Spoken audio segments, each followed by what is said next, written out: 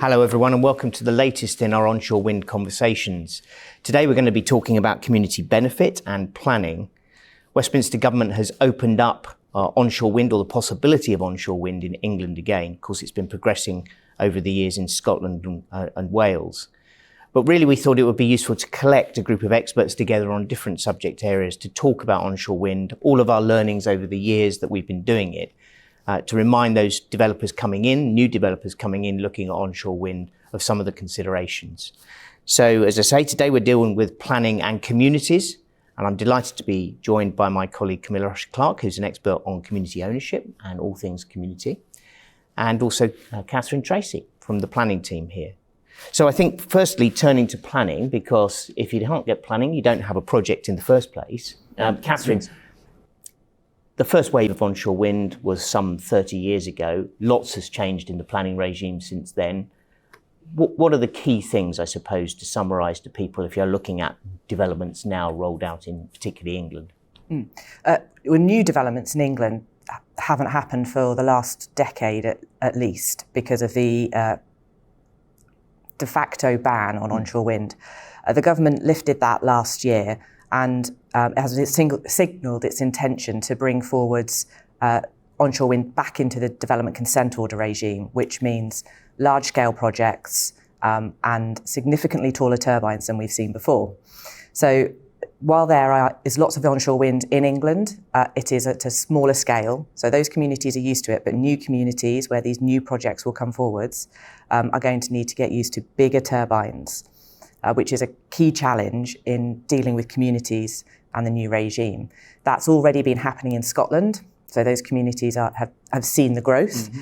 And in Wales, it's just a bit further ahead with the consenting, but there is still that gap between smaller turbines in the landscape and new, taller turbines coming forwards.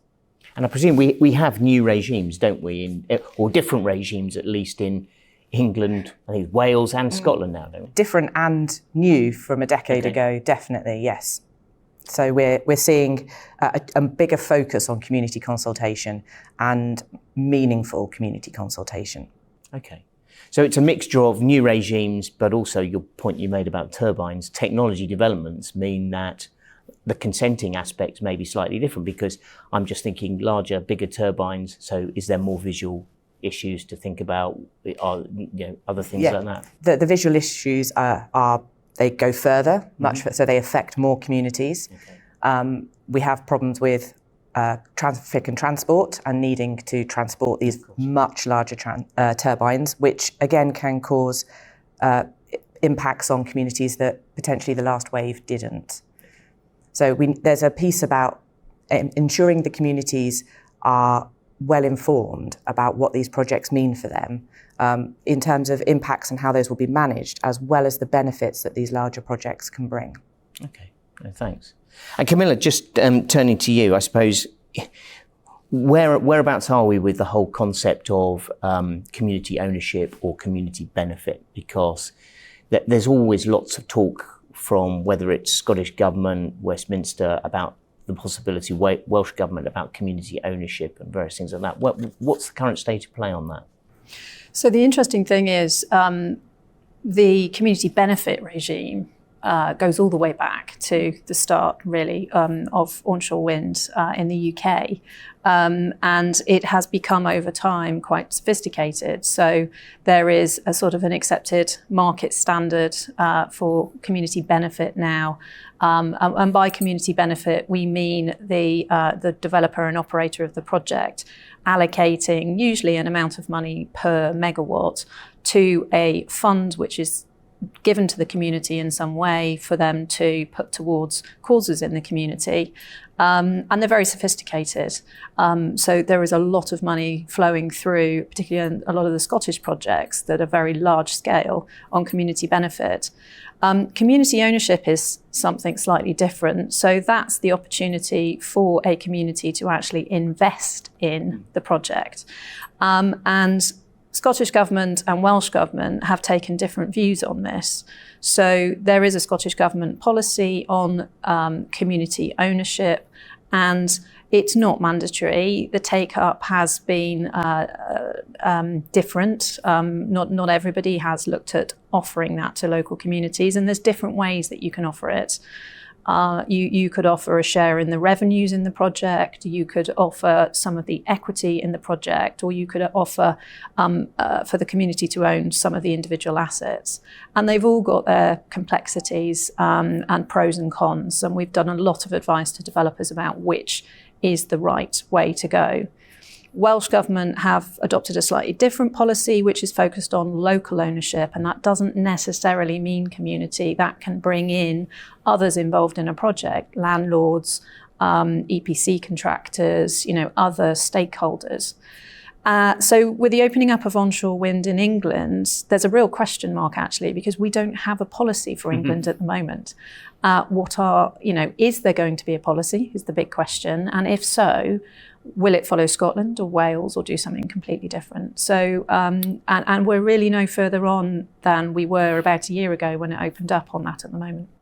Yeah, and I suppose that I would add in there my experience of community ownership proposals, whether they're mandated by government or whether they're volunteered by developers who, they have been in the past, is the take-up sometimes from the community is mixed. Query whether the community in the particular project area actually wants to own it physically. They may want the benefits, they may want the financial benefits, but do they want the ownership of it? And sometimes that's not a slam dunk, is it? Not at all. Interestingly, there are a number of communities who obviously have invested and perhaps they've done their own project, or they've invested in another one, and they are willing to support other communities through consultancy with that. But no, it does place a degree of focus on that community to be able to organise themselves, to be able to put a share offer together if that's the way that they're going to invest.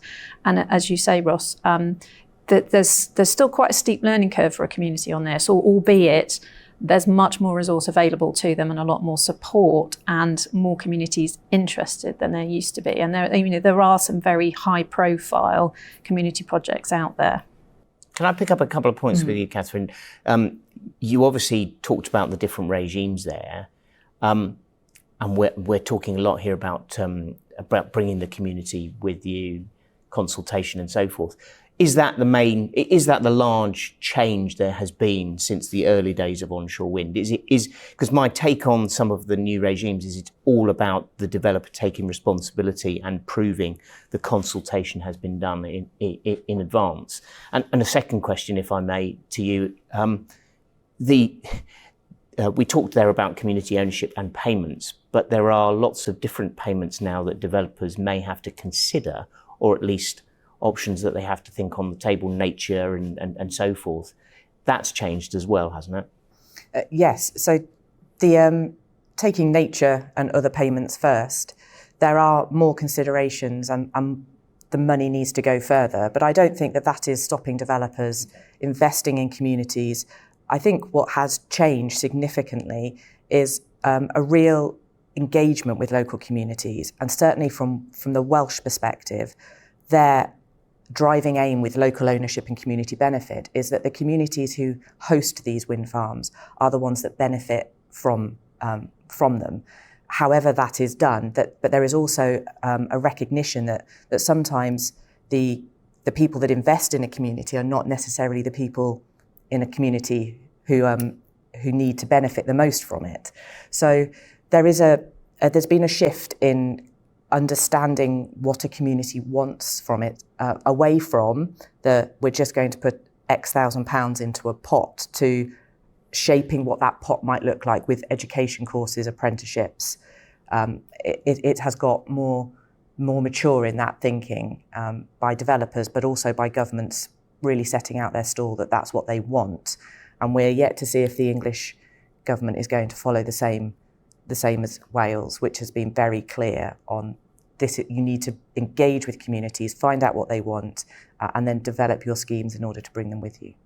And I suppose the key for the developer looking to get their consent and to facilitate their project in as speedy a way as they possibly can is to engage with this properly, to know what you have to do, to know the different regimes and really engage in it and do it properly. And start early.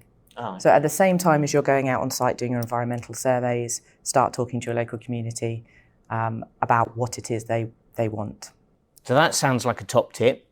Why don't we just end on that? Any other top tips that either of you have got to throw into the mix? Just to keep an eye on our website and all the content that we're putting out. We will obviously be trying to stay close to where English government goes with the sort of the community ownership, local ownership piece. Okay, thanks very much, both Camilla and Cathryn. That's been a really interesting conversation. If you'd like to find out more about our series of onshore wind conversations with different disciplines around our firm, then please go onto our website. They're all there, or they'll be on our social media channels. Alternatively, just feel free to get in touch with any of us here, and we can speak to you or put you in touch with the right person. Thanks.